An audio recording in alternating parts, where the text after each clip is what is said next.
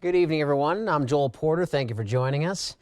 No more doing 75 on the Indiana Toll Road. That's right, things got ugly after lunchtime in Michiana today. This is the scene Sunday afternoon as snow started falling around South Bend and Mishawaka.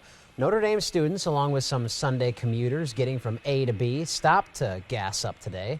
The National Weather Service predicts St. Joe County could pick up close to 3 inches by the end of the day. We know how much that can change. Some drivers we spoke with tell us they were trying to get home before the worst of it. Just when you're driving, always take it slow. If you have like four-wheel drive and stuff, it's easy to start going, but it's always hard to stop no matter what. So just take it slow everywhere you go and you should be fine. Stuff like this, when it's all wet and then you get cold enough, it freezes, and then you'll get snow on top of that. So you're hitting black ice and you have no idea what you're getting into. I hate driving in that stuff. Can't blame you, buddy. Well, the St. Joe County Highway Department as well as INDOT spent most of Friday spraying roads with a salt brine pre-treat to prevent any possible icy conditions this weekend. That is a piece of good news, Gary. Gary Sieber joins us with tonight's first word. And Gary, you're a bit of a busy man today.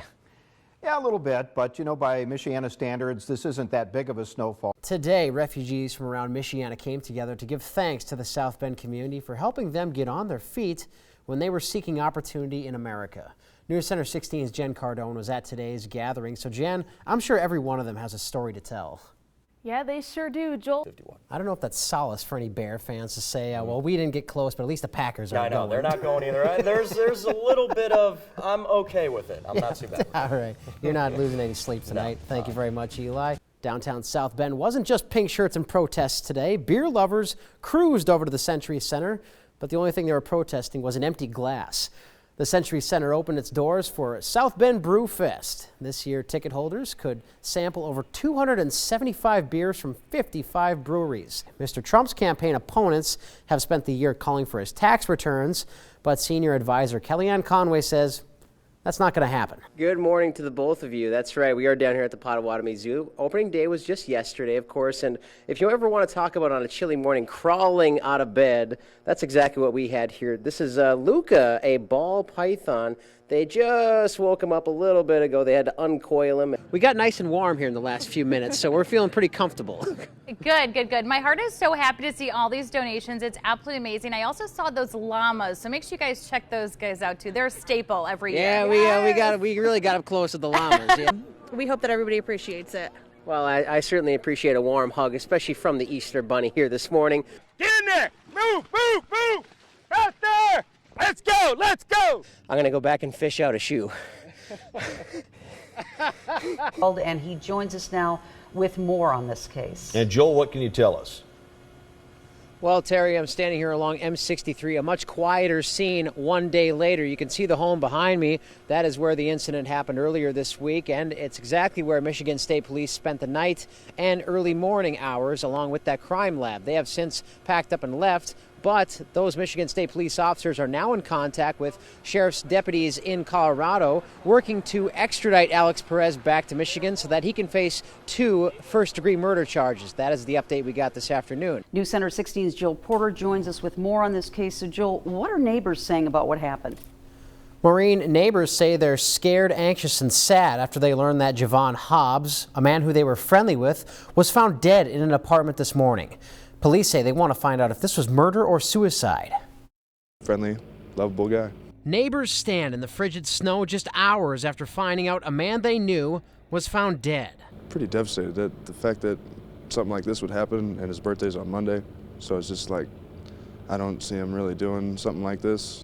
Around 2 a.m., police found Javon Hobbs' body inside a Miami Hills apartment. There were people in the apartment, at least 2, and those are a couple of the people we're talking to right now. Detectives aren't saying if they suspect murder or suicide. Behind yellow tape, neighbors wait for any kind of word from police. Nobody heard anything. Nobody heard a shot. Hopefully we'll be able to do an autopsy today. The building is all too familiar for detectives. Just over a year ago, police arrested Bruce Thomas for the Christmas Eve murder of Clave Chick. And that was over some drama and altercations, and yeah, but same building, same kind of incident. Neighbors say Hobbs recently bought a gun, but they don't believe he took his own life.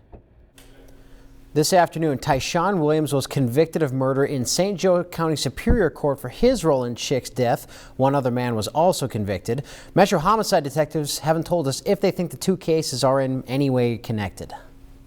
Okay, so neighbors say Hobbs bought the gun legally. Has he been in trouble with the law before? Maureen, Hobbs was arrested back in June for theft. He spent about 3 weeks in the St. Joe County Jail before he was released in July.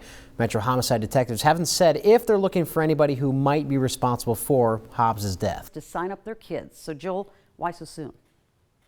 Yeah, what's the big hurry? It's only January, but this is National School Choice Week. It's pretty competitive, Maureen, because every boy and girl means thousands more dollars in funding. Barely a month into the new year, the enrollment push for next fall is on for many schools around Michiana. We start here at 18 months. Montessori Academy, a private school in Mishawaka, has room for around 300 young minds. We're all trying to get ahead of the game to say, here's what we have to offer. In the case of John Glenn High School, South Bend's loss is their gain. Hundreds of thousands of dollars. Reese says John Glenn doesn't market and doesn't recruit, but has attracted close to 200 transfer students from South Bend from word of mouth alone.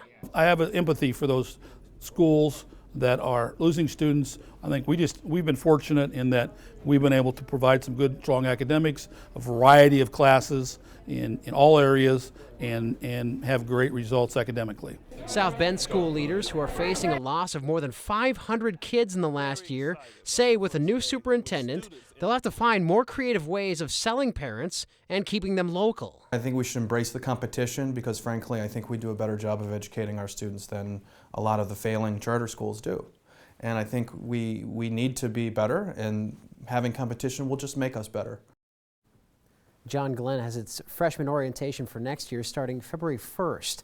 Montessori has a deadline enrollment of March 1st for current students.